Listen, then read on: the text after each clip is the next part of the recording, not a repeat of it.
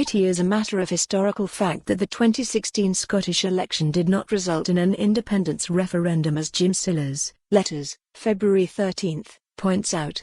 While this may be so, it is still important to acknowledge that in 2016 the constituency vote for the SNP actually exceeded its 2011 total, where it achieved the impossible majority.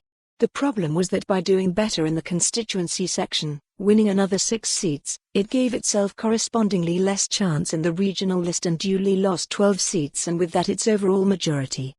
However, Mr. Sillars is indisputably correct that there will not be another referendum until support for independence rises to a level that cannot be ignored by the UK government. Just what that is I don't pretend to know, but I feel it is becoming increasingly clear that while electoral support may be necessary, it is unlikely to be sufficient on its own. On question time shortly before the recent general election, Kirsty Hare, then MP for Angus, argued against another independence referendum on the basis that in 2017 the SNP lost seats, as though 35 of 59 Scottish seats could no longer be considered a majority. Likewise, many unionists insist that the SNP alone must secure a majority of seats at Holyrood for it to be a mandate for another independence referendum, even if other parties support a referendum and/or independence, affording majority support at Holyrood. Then, should the SNP secure another majority of seats, the requirement to secure a majority of votes will be wheeled out, even though Scotland has left the EU on the basis of 43.6% of the votes cast in the UK as a whole last December for the Conservatives.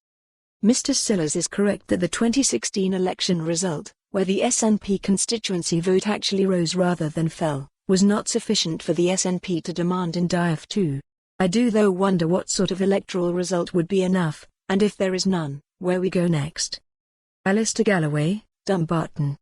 I am sure that we are all fully aware that Scotland's early history spanned the periods of the Picts, Romans, Northumbrian Angles, Britons, and later the Scots and the Norse.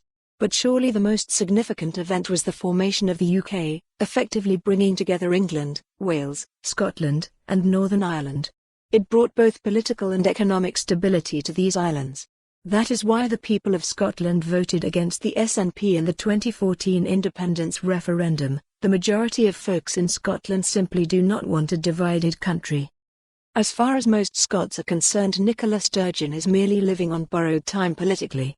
She represents a cause which can only lead to Scotland's downfall, both economically and politically. It is so obvious that the Scottish economy, under the SNP, is already in dire straits, and if it continues. For more on this story, visit the news article link.